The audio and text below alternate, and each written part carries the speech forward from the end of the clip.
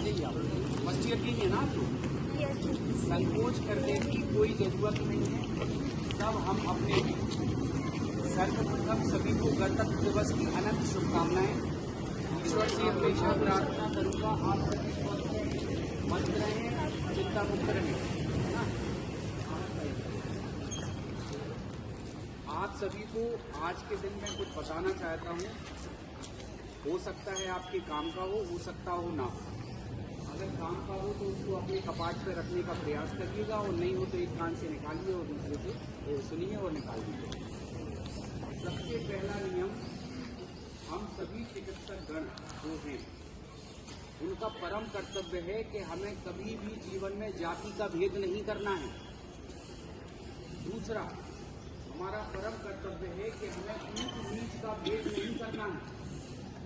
हमारा परम कर्तव्य है कि हमें अमीरी और गरीबी नहीं देखनी है मरीज की, और हमारा परम कर्तव्य है कि हमें अपना और पराया भी नहीं देखना है। हमें अगर सही मायने में हम चिकित्सक कहलाएंगे तो चिकित्सक वही होता है जो इन सारी चीजों से हटके मरीज के बारे में सोच सकता है। उसके पहले आप लोगों को एक दूसरे के बारे में सोचना पड़ेगा, एक दूसरे की मदद करनी पड़ेगी। मैंने भी अपनी स्टूडेंट लाइफ में दो तरीके के लोग देखे। एक वो जो ज्ञान अर्जित करते हैं और बांटते हैं, एक वो जो ज्ञान अर्जित करते हैं और छुपाते हैं, और एक वो जो ज्ञान तो सही अर्जित करते हैं लेकिन गलत बताते हैं, है ना। तो हमें कौन सा वाला बनना है? पहला वाला। उससे क्या बेनिफिट होगा कि आपका जो जीवन है बहुत आनंदित होगा। सबसे अच्छी बात है कि यहाँ मेडिकल कॉलेज में ये गवर्नमेंट सीट है, राइट। नहीं तो आपको खुद पता है कि कितना पैसा खर्च करके प्राइवेट हॉस्पिटल से हम डॉक्टर बनने का प्रयास करते हैं।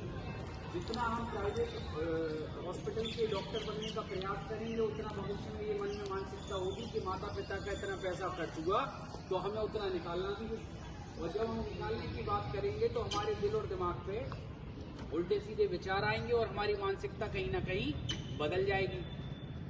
तो हमेशा इस बात का ध्यान रखें। दूसरा, योग्य व्यक्ति कभी भी अहंकार नहीं करता है।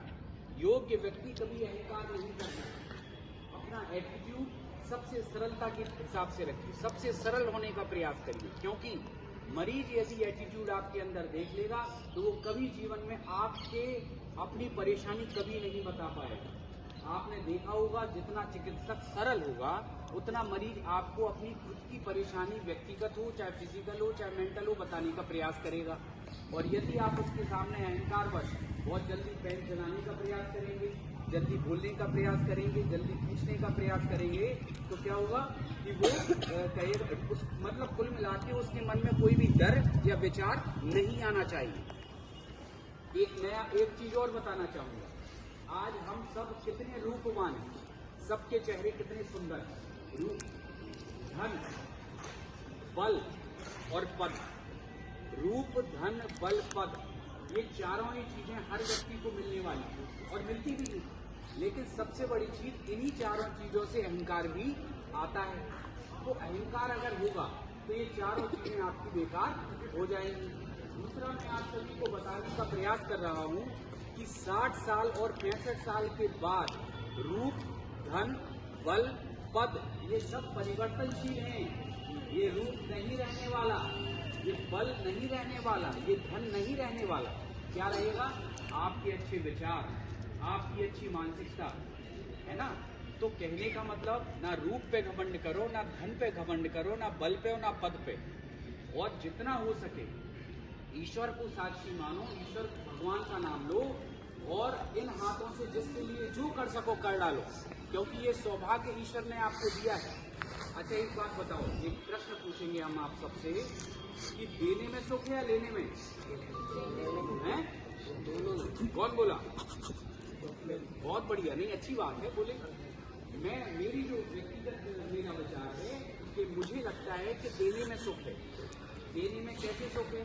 बात अकेली पैसे की नहीं कर रहा हूँ। अगर कोई भी मरीज आया और देखो हथियार मिल जाओ, कोई भी अगर मरीज आया और हमने उसके कंधे पे हाथ रख दिया और बोले माता जी आप बिल्कुल 100% ठीक हो जाएंगे, तो ये हमने लिया या दिया? ये दिया हमने उसको। तो कितना खुश हुआ वो। अभी मैं यहाँ का एक अनुभव बता रहा हूँ, अपने यहाँ मेडिकल कॉलेज कौन आ गया,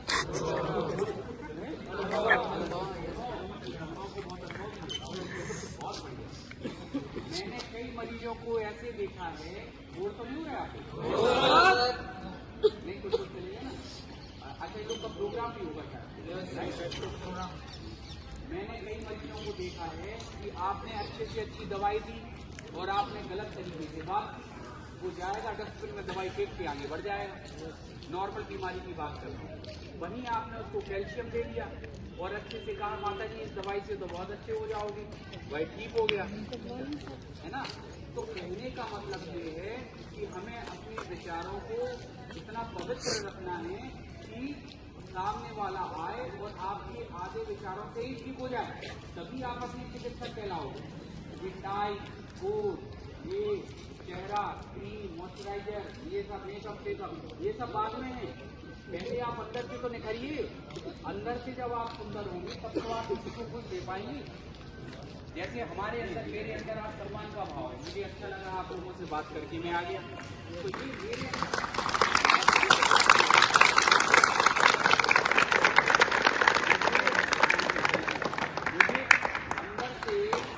मेरे सम्मान का भाव है अपने प्रति, मैं अपने आप को सुंदर समझता हूँ, तब तो आपको दे पाया, है ना। तो इसलिए बहुत बहुत शुभकामनाएं, धन्यवाद, फिर मिलते हैं वहाँ पे।